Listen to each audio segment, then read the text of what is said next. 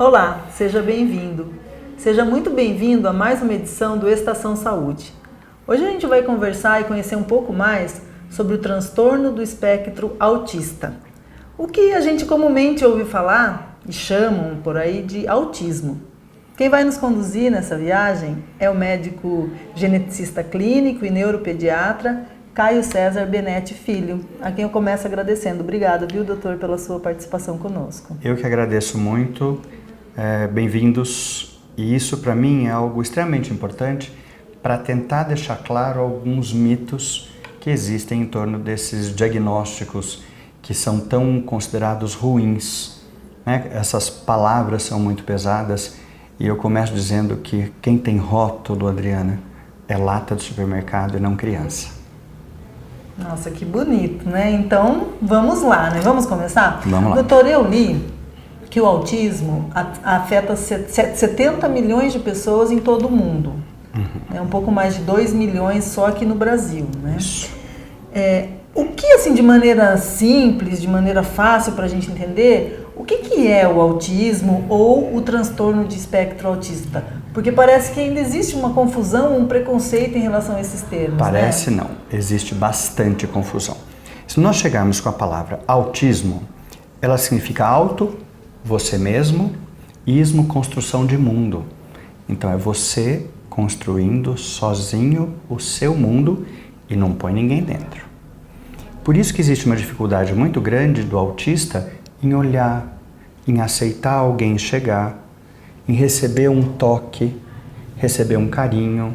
Quando eu falo autista, e é aí, essa definição é da década de 40, 1943, 1944.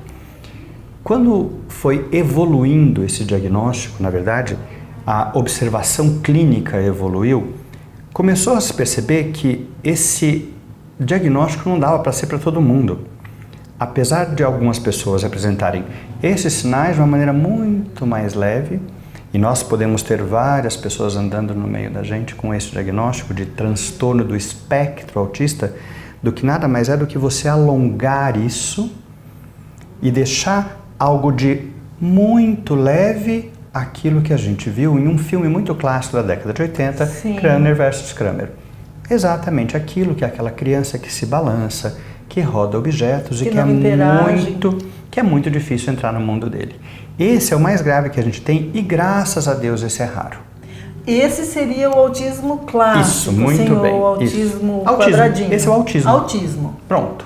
E aí ele teria o transtorno do espectro. São teria os graus variações. até chegar nisso, na verdade. Então, assim, e outra coisa que nós temos que deixar muito claro é que alguns sinais e sintomas que nós chamamos para o transtorno podem aparecer em outras síndromes genéticas. O que significa a palavra síndrome? Sinais e sintomas que andam sempre juntos. Então, vou te dar um exemplo muito tranquilo. Quando você vai, olha na sua mão e você puxa a pelinha do dedo aqui do lado, que não fez a unha direito, faz 2 semanas que não faz, você vai lá e tum. Isso começa a ficar vermelho, fica depois amarelado, pode até ter uma infecção. E aí vamos a alguns sinais. Começou a ficar vermelho, dói, inchaço e pus. Inflama, infecciona. Né? Isso. Como chama isso que a gente acabou de falar? Unha Encravada. encravada. Esses sinais aparecem em todas as unhas encravadas? Sim. Então esses sinais fazem parte de uma síndrome da unha encravada. Certo. A palavra síndrome, então, não é para colocar medo em ninguém. Nada mais é do que a organização dos sintomas que andam sempre juntos. Certo. Por exemplo, síndrome de Down.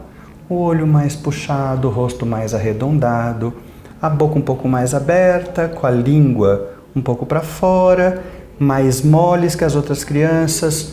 Se eu olhar para você e falar assim, eu tenho uma criança que é assim, assim, assim, você pensa em quê? Síndrome de Down. Certo. Então, eu só te descrevi e por isso a palavra síndrome. Quando a gente vê outras síndromes genéticas, a gente também tem essas características completamente diferentes, só que alguns desses sinais são desse autismo.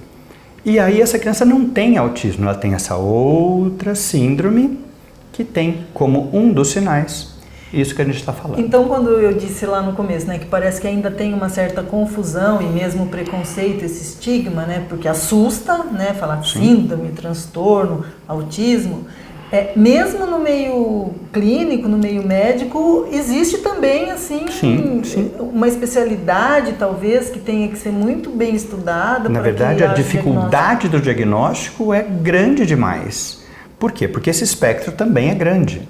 Se nós colocarmos a palavra autismo em um site de busca próprio para doenças genéticas, se eu colocar só autismo, aparecem 561 orientações.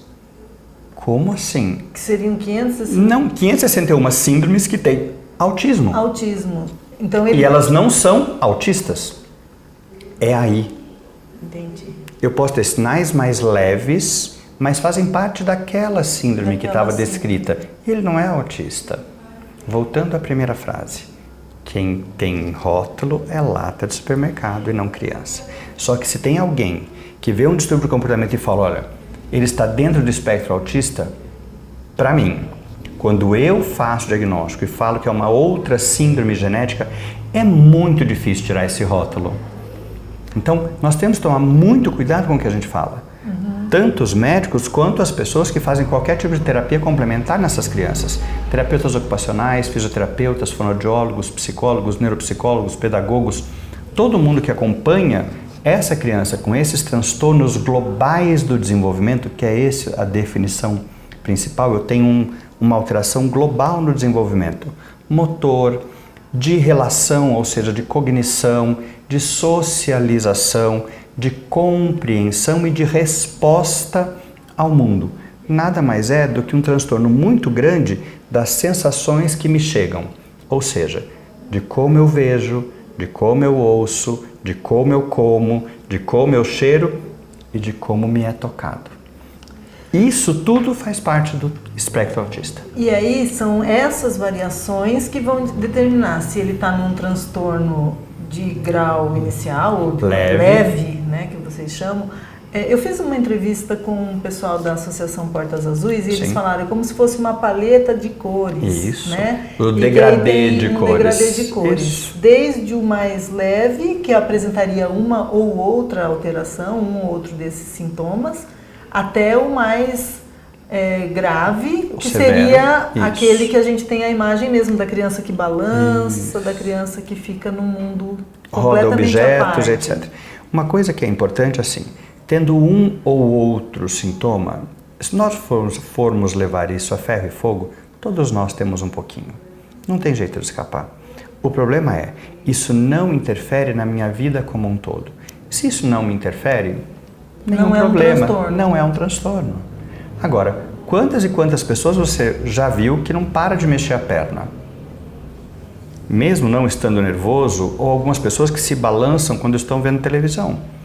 Ou alguém que está fazendo alguma coisa, pode cair o mundo do lado que não vai ouvir, você pode morrer de chamar, que também não vai te dar atenção. Então, se nós formos observar tudo isso, todo mundo vai ter um pouquinho desses distúrbios. Mas, se isso não interfere na sua vida, tá tudo certo. Então, doutor, mas isso tudo que o senhor está falando são sintomas? Quais são os sintomas, assim? Isso que o senhor está falando são sintomas. Deu até um negócio aqui pra gente, né? Porque a gente vê isso o tempo inteiro. O tempo inteiro. Isso, exatamente. Por isso que é difícil diagnosticar. Todo mundo vai ter um pouco. Agora, isso interfere na sua vida? Se não interferir, não precisa se preocupar. Não é transtorno. Não tem um problema para você resolver. Agora, se você tem um conjunto disso que a gente acabou de falar, e isso começa na escola, no seu grupo de orações, na sua igreja, em algum lugar, no esporte, na família, ter algum problema, é hora de procurar ajuda. Seria, por exemplo, o caso de uma criança que na escola não consegue se relacionar e, por exemplo, por isso ela não aprende, porque ela está em outro mundo, não que ela tenha alguma deficiência mental, intelectual ou mental. Exatamente. É porque ela está em outra... Na verdade, ela não consegue processar todas as sensações que chegam para ela.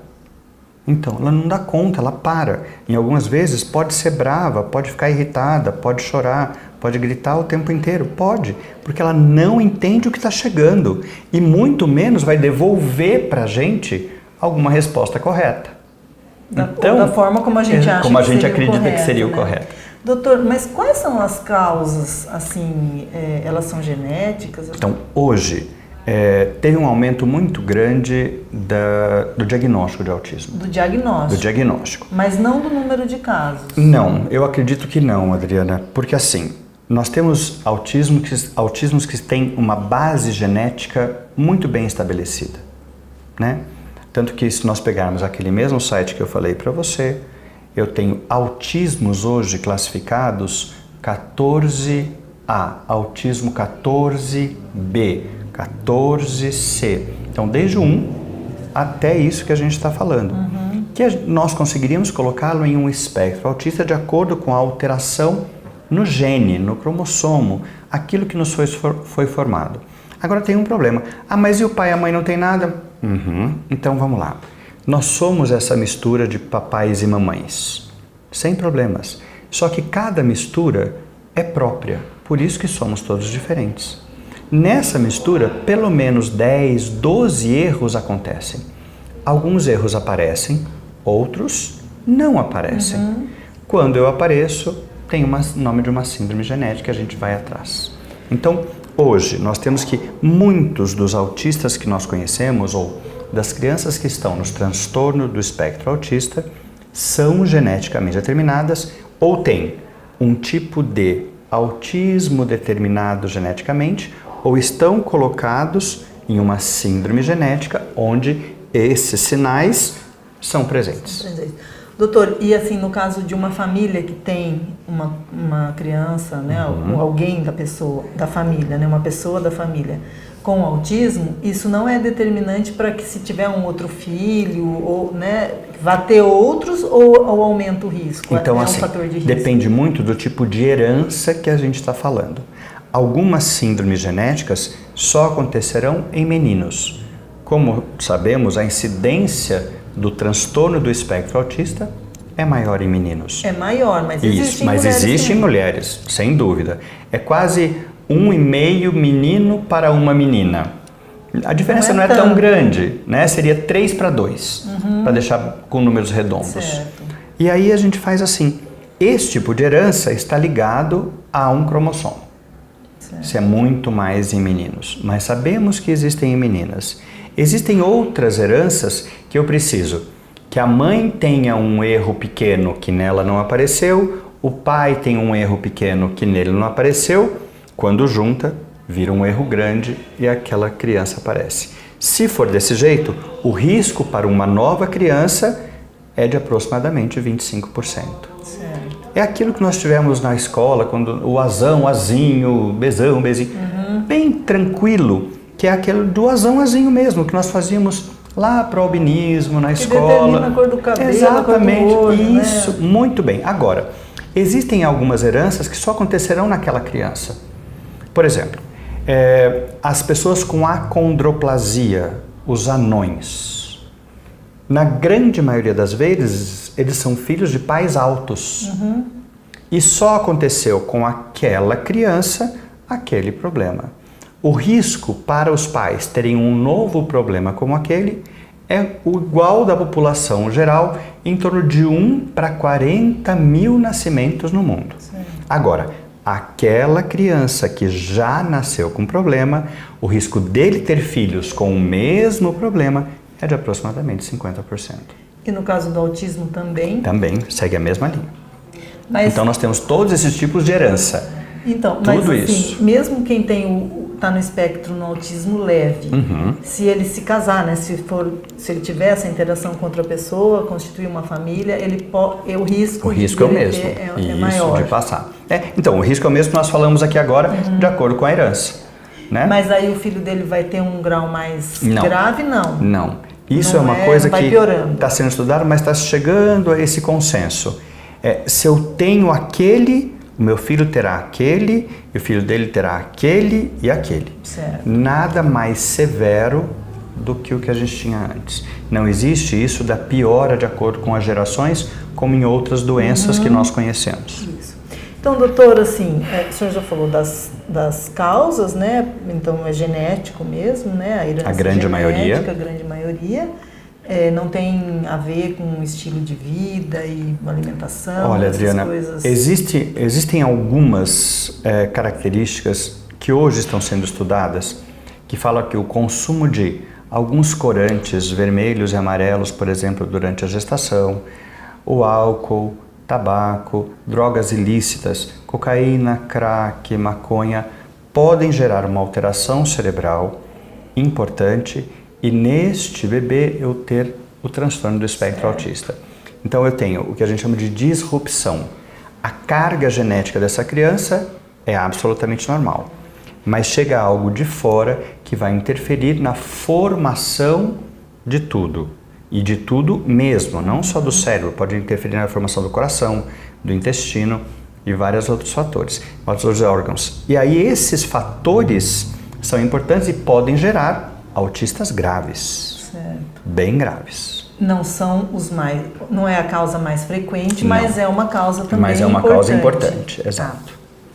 E qual que é a incidência assim, desse transtorno na população mundial ou na população brasileira? É algo que a gente tem bastante para estudar ainda, mas alguns estudos colocam assim, que isso na população mundial, 1% da população mundial tem ou está no transtorno do espectro autista. Se nós qualquer um dos graus, aí esquecendo o que é leve e o que é severo. Se nós colocarmos aqui para Botucatu 140, 150 mil habitantes, 150, vamos arredondar. Vamos colocar 1%. 15 mil, 1.500. 1.500 autistas andando na rua. Mas o senhor também já disse que os graves pode são ser os mais raros. Menor, mas nós temos 1.500 crianças, adolescentes e adultos, em teoria, com esse diagnóstico em Botucatu. E como é que a área médica lida com isso, né? O senhor está lá no consultório, o senhor fala com muita propriedade aí das causas, né? Por ser geneticista, né? Clínico, mas também tem a neuropediatria. Vamos falar do diagnóstico, né? Então, como que é feito o diagnóstico? Quem que faz, quem está habilitado a fazer, como que ele é feito, mas sobretudo assim, como que a família chega? Nós estamos falando só de criança, mas não é só criança, né? Não. Nós temos adultos que vão ter esse diagnóstico só depois de 30 anos, porque aí alguém obrigatoriamente olhou e falou, não era desse jeito. Que pode ser alguém que está assistindo esse programa e começa a falar, nossa, mas o meu filho ou meu marido... ele está casado, mas olha, ele não se relaciona tão bem assim com a esposa. Como assim? Existem algumas coisas bem evidentes, Adriana, que chamam bastante atenção. Mas chamam atenção para quem é especialista. Isso. Sim, né? Então vamos lá. Como que chega essa criança para mim? Existem tabelas de análise de comportamentos e sinais e sintomas que nós podemos colocar para fazer esse diagnóstico. No Brasil, 2 são muito bem habilitadas, que é a MCHAT e a CARS. São 2 tabelas que foram validadas e traduzidas no Brasil para a gente poder fazer esse diagnóstico. Uma faz muito mais diagnóstico de triagem para a gente saber para onde vai, a outra dá esses graus todos que nós estamos falando. Então, primeiro eu tenho que saber sobre isso, tenho que saber como aplicar isso. Quem pode fazer isso? Psicólogo, pedagogo, fonoaudiólogo, terapeuta ocupacional, fisioterapeuta, que esteja habilitado e saiba utilizar. O neuropediatra também pode, porque ele tem que ter o conhecimento do que ele vai encaminhar. Os outros profissionais que o senhor estava falando, desculpa interromper o senhor, mas muitos têm relação, as escolas têm esse tipo de profissional. O pedagogo principalmente. Né? Mesmo psicólogo, assistente social. E aí, muitas vezes acontece na própria escola, esse primeiro acontece. Olhar. E é aquela criança que, de repente, está todo mundo brincando, ele se desliga de todo mundo, olha para cima, é chamado e ninguém responde, nada acontece. Daí a pouco ele acorda. Nós temos que definir se isso foi uma crise epilética de ausência, ele desligou o cérebro, ou se está começando a mostrar alguns sinais de que ele está construindo aquele mundo dele e que vai ficar só dele. Mas isso a partir de que faixa etária, doutor? Porque Então, tem uma época que as crianças só querem brincar sozinha, tudo é meu, né? A gente faz esse diagnóstico, existem essas duas tabelas que eu acabei de falar para você, nós podemos fazer diagnóstico até o início de 18, 20 meses, ou seja, antes dos 2 anos, eu tenho sinais que me chamam a atenção. Existem alguns trabalhos que falam assim, olha, o recém-nascido, 2, 3 meses, se não busca, não olha, não reconhece, tem alguma coisa acontecendo. Então, já existem trabalhos sendo colocados com crianças muito menores, né, que são reconhecedores de face e que conseguem reconhecer a expressão do sentimento. Nossa. Então, a gente sabe disso, mas para bater o martelo, o ideal é 2 anos e meio, 3 anos, aí sim, para começarmos a ver o que está acontecendo, porque essas crianças, na grande maioria das vezes, ou estão numa creche, ou estão numa escolinha, e essa socialização é o primeiro ponto para falar, ó, tem alguma coisa errada. Ou mesmo comportamento agressivo, que o senhor tinha falado. Isso. O comportamento agressivo acaba aparecendo porque ele não entende o que está chegando para ele. Não é que ele vai agredir porque ele não gosta. Ele vai agredir porque ele não sabe. Ele não sabe e nem como manifestar. Não, ele não sabe devolver. Não sabe nem como chega e nem como devolve. Então a gente tem uma responsabilidade muito grande, né, doutor? Porque tem muitos rótulos da criança difícil. Sim. Não é? E Nossa, uma confusão que acontece, Adriana, é com aquilo que a gente sabe de criança hiperativa, né? Que é um outro diagnóstico, é um outro momento e a gente bagunça tudo isso. Inclusive, medicamentos que podem ser utilizados para um devem ser utilizados para outros e faz uma salada. Se a pessoa não tiver olhares bem preparados para isso, vai ter problema. Então vamos voltar a falar do diagnóstico que eu interrompi o senhor. Aí, então tem essa gama de profissionais, inclusive o neuropediatra. O pediatra pode de também, rotina também. Sim, claro. Muitas vezes é ele que encaminha. Ele também tem um olhar extremamente apurado para saber se os marcos de desenvolvimento normal dessa criança estão bem. Por exemplo, fixou o pescoço e começou a olhar para todos os lados com 3 a 4 meses. Conseguiu ficar sentado, encostado com almofadas entre 6 e 7 meses. Começou a ficar de gato, andar engatinhando entre 9, 10, 11 meses, começa a subir, ficar em pé com apoio. 10, 11, 12 meses, deu os primeiros passos entre 12, 14 e 15 meses, está tudo lindo, maravilhoso. Não fez esses marcos evolutivos que falamos? Antena ligada. Então até os pais podem fazer isso. Hoje, com as pesquisas em sites de buscas, plataformas de buscas, nós temos muitas coisas. Eu só acho que tem que ter um olhar muito diferente para quando a gente busca e coloca lá autismo em algum desses sites de busca, nós sempre veremos o pior. Então, porque a internet ela tem o bom e tem o ruim, né? Teria um site confiável que o senhor possa deixar? É muito difícil. O site da Associação Brasileira de Autismo, a AMA, a ABA, todos esses têm muito bem colocados sinais e sintomas, mas explicando à frente o que são sinais para a gente olhar mesmo. Porque se você vê uma criança se balançando e você chama e não vem, olha, ele parece autista. Pode ser uma crise epilética, ele toma um remédio, acabou, fim, não tem nada a ver com autismo. Então, um sintoma que chame a atenção, você tem que estar observando atento, e procurar um profissional. Exato. Que pode ser na escola, que pode ser o pediatra, que pode ser um especialista. Isso. Né? Hoje, as pessoas estão saindo muito melhor treinadas das suas faculdades para essas crianças com necessidades especiais. Qualquer que seja essa criança, seja ela com uma alteração cerebral porque faltou oxigênio no cérebro, seja essa só com uma alteração comportamental, como o transtorno do espectro autista.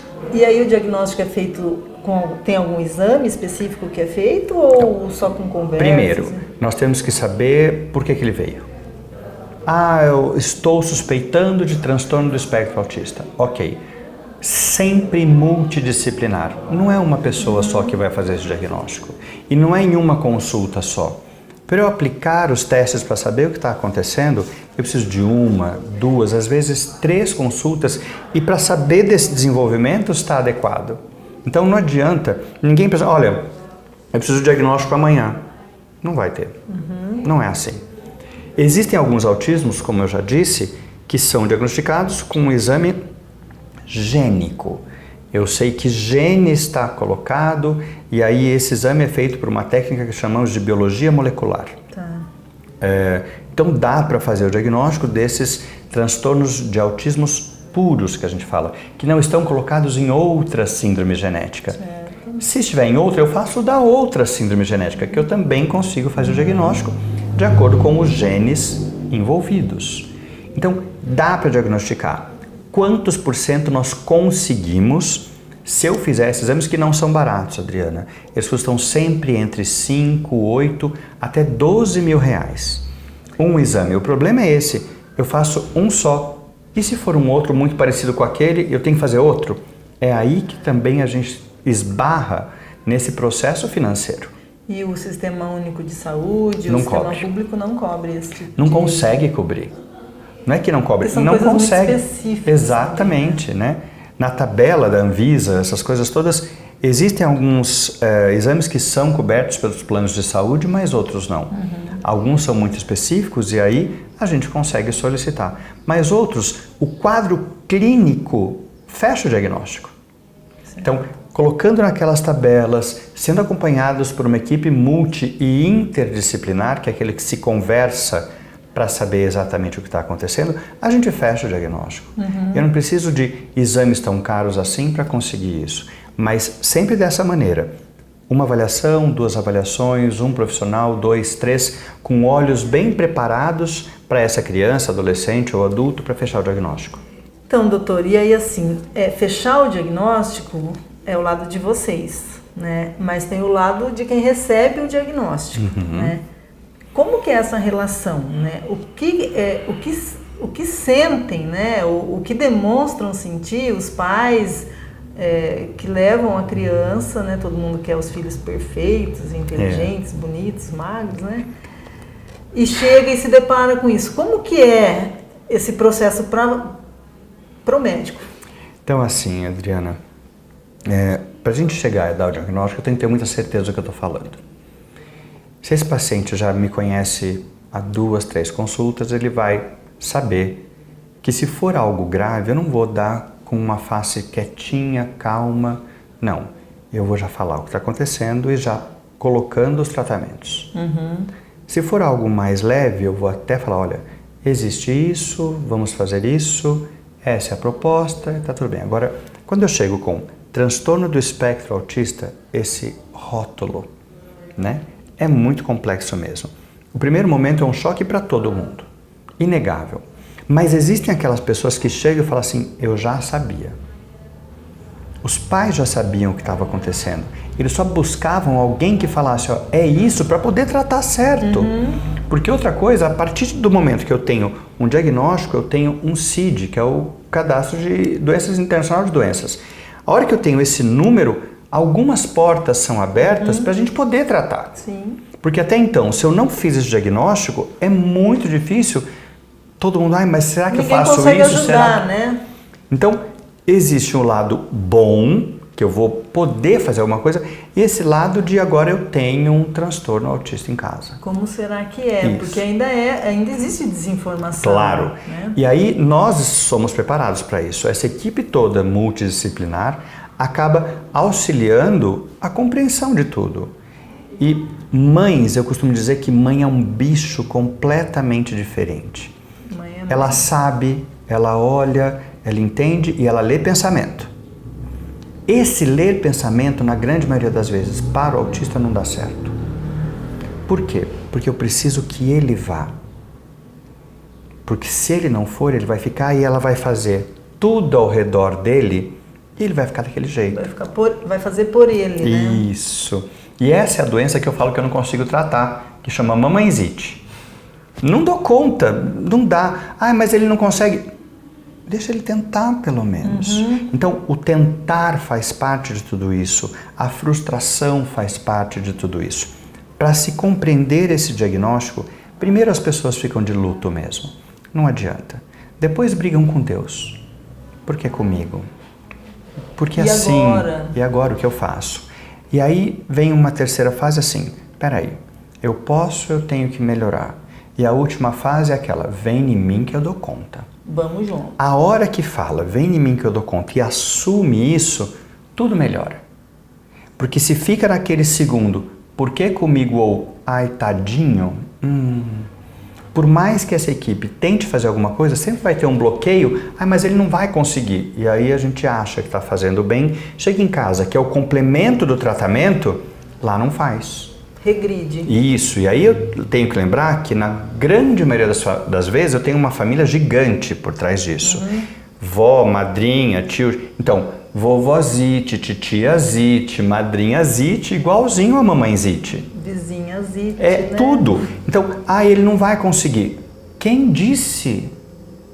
Ele pode demorar um pouco mais para conseguir, mas ele consegue, ele dá conta. Ele consegue, doutor. Consegue. Essa é a boa notícia. Assim, se tiver o estímulo correto, com tratamento feito, inclusive com medicamentoso, né? Se você me perguntasse isso há 20 anos, Adriana, eu diria, vai ser difícil ele andar, por exemplo. Hoje, com tratamento, eu falo assim, olha, ele consegue ir na padaria, buscar pão e traz o troco certo. Quer dizer, não tem uma outra limitação, ele só tem que Não. aprender a lidar com o que Com o que chega e devolver o que é correto. Pronto. E isso a gente chama de disfunção sensorial. Então as sensações são muito complicadas. Quantas e quantas vezes você ouve falar, olha, eu suporto dor muito bem, e o outro fala, nossa, eu não suporto nada. Então, da mesma maneira que existem pessoas normais que têm essas alterações sensoriais, eles têm todas. Um exemplo bem legal, quando você está no seu carro, ouvindo música e procurando um endereço e um número específico na rua, você abaixa o volume do carro? Todo mundo. Todo mundo. Por Todo quê? mundo. Eu preciso focalizar a atenção. Naquilo. Imagina uma criança com transtorno do espectro autista que tudo para ela é o barulho do carro. E não dá para baixar. O mundo é o barulho do carro. Como que ela vai focalizar? Como que ela sabe que o corpo dela é daquele tamanho? Eu tenho que colocar roupas especiais, fazer carinho, conter. Essas crianças, na grande maioria das vezes, não gostam muito de toque. Então eu preciso colocar muitas coisas no tato, fazer carinho e as escovações, os banhos, essas coisas todas. Espera só um pouquinho, que nós vamos voltar daqui a pouquinho, logo depois do intervalo, para saber quais são as características e como que a gente, que está próximo de alguém que pode ter esse transtorno do espectro autista, pode fazer para ajudar. Como que a gente pode ajudar? Né? Que acho que a ideia é essa também. Não sai daí não, a gente já volta.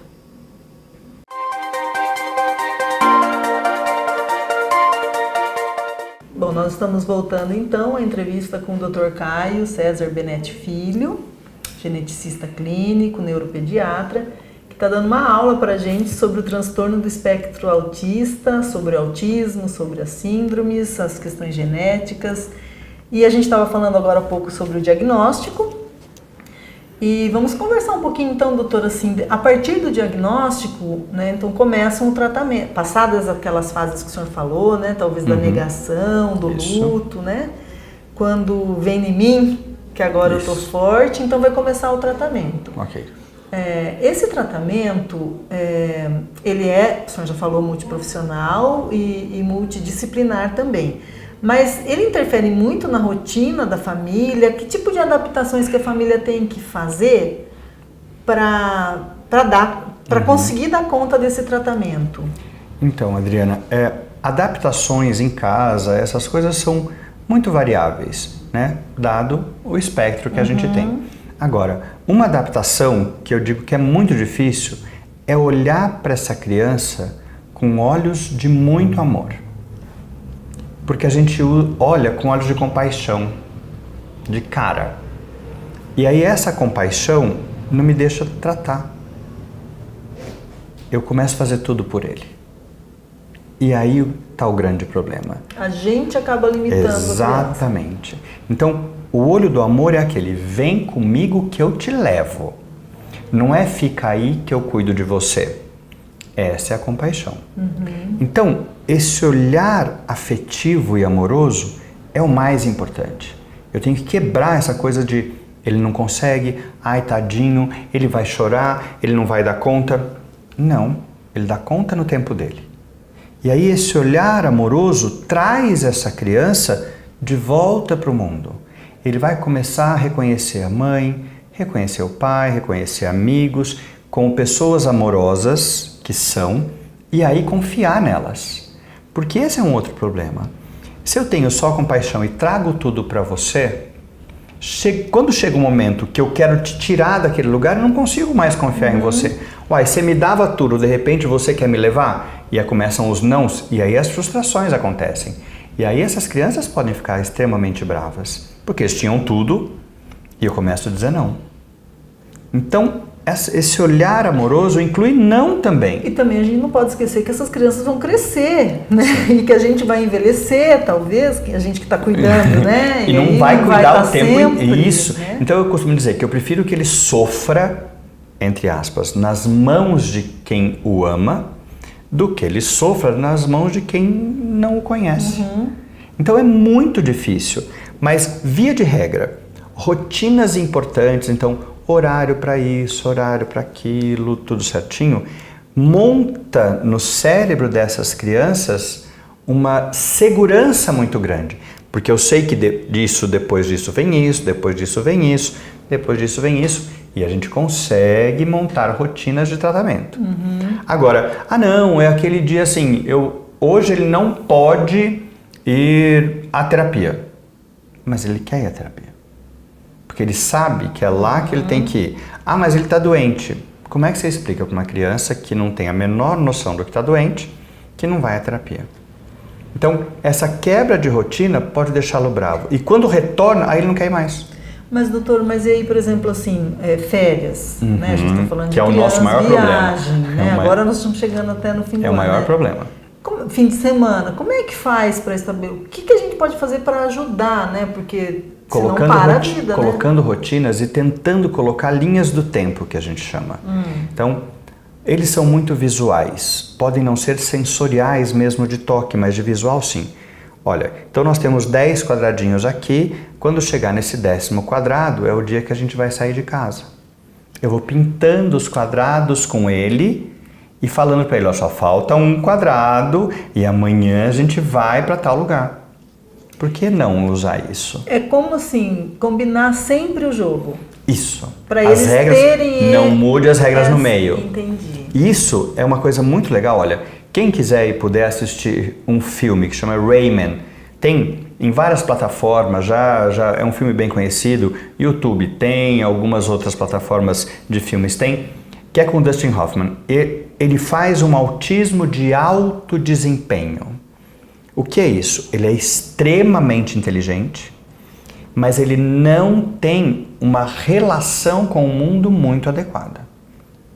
Porque então, o mundo dele... Isso, mas ele é extremamente inteligente, ele decora uma lista telefônica. Como assim? Poderiam ser esses casos... Eventualmente aparece, né? Criança que faz isso, assim, tabuada de... Exatamente, só que aí tem uma coisa. Se isso não interfere na vida dele, a criança não tem nada a ver com o autismo ou Asperger, por exemplo. Mas, se isso interfere na vida dele, a gente tem que começar a observar. E o filme mostra muito isso, do que era a rotina, do conhecimento do irmão, que é o Tom Cruise, que é o irmão dele, inclusive, do conhecimento do irmão, da aprendizagem que o irmão tem que ter para saber como lidar com ele. Porque numa parte muito engraçada do filme, eles vão comer alguma coisa e era o dia de comer algo. E o Tom Cruise traz outra coisa. Ele fica desesperado. Não, ele fica, porque hoje é o dia de comer isso, porque hoje é o dia de comer isso, mas não é o dia de comer isso aqui, é o dia de comer isso. Porque a rotina está tão bem estabelecida e para ele a segurança é aquela rotina que aí ele se desespera. Então, fazer rotinas é excelente para qualquer criança. Para eles, muito mais. Indispensável. Então, no caso das férias, pode-se dizer, olha, esse dia nós vamos para a praia. Isso. Esse dia que quando e chegar a rotina aqui, vai ser essa. Nós vamos acordar, escovar o dente da mesma maneira, só que nós vamos para outro lugar e não para a escola. Então, não precisa parar a vida. Não, de jeito, muito pelo contrário. Sim. É gostoso, você insere essa criança com todas as limitações que puderem existir, mas se insere no mundo, e essa inserção é o que a gente espera hoje. Então, dessa forma, a gente pode ajudar, mesmo assim, né? Aí vale também uma dica para os educadores, para todo né? mundo. As rotinas serem muito bem colocadas. As pessoas tendem a esconder isso ou tem, né, pela balançada na cabeça, estou percebendo que sim. Porque ajudaria muito, por exemplo, na escola, os pais dos amigos saberem. Né? Exatamente. Então, assim, da mesma maneira que alguém esconde que perdeu um bebê, que teve uma perda gestacional ou um aborto, quantas mulheres falam isso abertamente, Adriana? Difícil. Verdade. Da mesma maneira... A menos quando alguém relata. Isso. Aí eu falei, não, então eu vou ser solidário e eu também. A mesma coisa, se eu tenho um filho com problema, eu vou minimizar isso para os outros muito. A menos que tenha alguém que fala, nossa, meu filho, o meu também. E aí a solidariedade aparece. Então, colocar isso para todo mundo também é difícil, não é fácil. Expor um problema seu. Sempre que a gente se expõe muito, a gente se acha fraco. Eu acho que isso é errado. A gente se acha muito mais forte e muito menos orgulhoso porque a gente está pedindo ajuda. Eu acho que é muito legal. Porque realmente é uma forma que pode ser ajudada. Tem situações Sim. que é impossível você ajudar, mas nesse caso faz toda a diferença, né? Aquele o olhar de amor. Saber, o amiguinho saber, né? O lado esquisito, né? Porque ele fica rotulado, né? Como o esquisito, ou o que não interage, ou o agressivo. O olhar de amor para todo mundo e não o olhar de compaixão. É isso que a gente tem que colocar. Se eu tiver esse olhar de amor, tá tudo certo. Tá, bom. Então, e o tratamento é para a vida toda, né? Para a vida toda.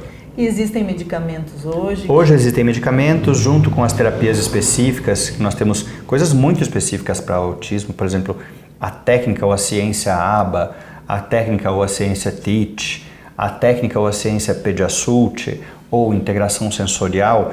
Esses são os melhores para os autismos que nós sabemos, mas não obstante, se uma pessoa não tem especialização nisso, não que ela não vá poder tratar, ela usa o que ela tem de melhor para ajudar. Ótimo. Mas eu não tenho isso. O que você tem? Você tem isso, você sabe usar realmente? Então usa isso. Sabemos que temos muitos trabalhos com essas metodologias, mas também temos outros trabalhos com Castilho Morales, com Bobat, com um monte de outras técnicas de terapia ocupacional, de fisioterapia, de fonoaudiologia, de psicologia. E isso, o simples fato de você olhar para essa criança e querer ajudar, já faz uma diferença gigante. E aqui em Botucatu a gente tem, né, um ambulatório lá na Unesp. Tem um ambulatório na Unesp que é gratuito, com crianças com né, necessidades especiais, as crianças com alterações escolares, crianças com transtorno de déficit de atenção e propriamente os transtornos do espectro autista.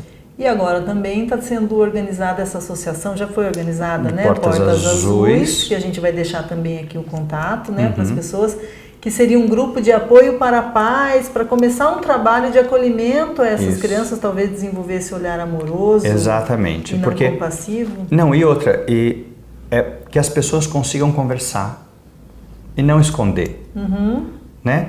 Porque se eu escondo, eu não abro portas, de jeito nenhum. É aquela coisa, eu vou levar tudo que ele precisa. Tem certeza que ele precisa só disso? É o que a gente acha. Mas nunca é o que ele precisa. Então, essa coisa de ficar achando alguma coisa com essas crianças também não dá certo. Não dá certo com quase nenhuma criança, né? Com quase nenhuma pessoa, vamos dizer, exatamente. Né? Então, elas têm que ter mesmo esse olhar especial, né? Então, doutor, a gente está se encaminhando para o final. Eu gostaria de ficar aqui mais horas conversando com o senhor. Foi muito esclarecedor. Realmente a gente lê, eu pesquiso, né, antes de fazer as entrevistas, mas a abordagem do profissional, né, muito específica, a sua foi muito legal mesmo, muitas informações e um despertar também, né, porque a gente está convivendo aí com pessoas. Se o senhor pudesse pintasse um quadro com sintomas clássicos do que a gente vê por aí, né, como o autismo mais comum, seria bom, né, até se quiser falar diretamente para a câmera, e depois também eu gostaria que o senhor deixasse uma mensagem para a gente poder encerrar. Eu acho que sinais e sintomas são muito complicados para a gente ficar enumerando. Como eu disse, mães são pessoas com uma capacidade gigantesca de olhar o diferente.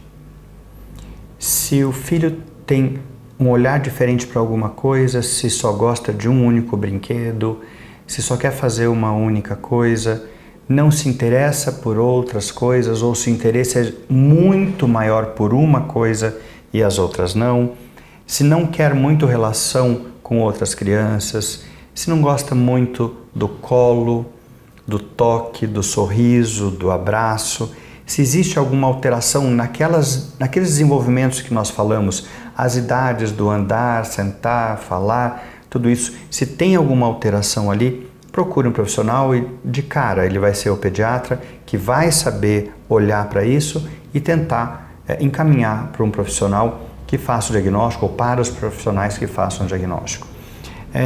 E como final para todo mundo, eu acho que esse olhar de não esquisito que você colocou, né, Adriana, eu acho que isso é o mais importante. De novo, quem tem rótulo é lata de supermercado. Algumas crianças têm diagnósticos, mas antes dos diagnósticos, elas são crianças, adolescentes e adultos e merecem ser felizes de alguma maneira. E por isso que eu brigo tanto para não colocar esses rótulos do tipo autismo, síndrome de Down ou a síndrome da unha encravada, mas dizer que aquilo é seu e você tome posse daquilo, mas que seja feliz da sua maneira. Acho que isso é o que importa hoje pra gente. Obrigada, viu, doutor? Eu que agradeço mais uma vez. Bom, e assim a gente termina com essa mensagem positiva, né? Uma mensagem de inclusão, de olhar amoroso mesmo para o outro, que a gente precisa em todos os momentos da vida. E mais especialmente ainda quando a gente está em frente de crianças que têm uma característica que é delas e é muito especial. A próxima edição do Estação Saúde, a gente não sabe aonde vai parar, mas pode ser para o destino que você escolher. Manda pra gente a sua sugestão e a gente se encontra na próxima estação. Tchau!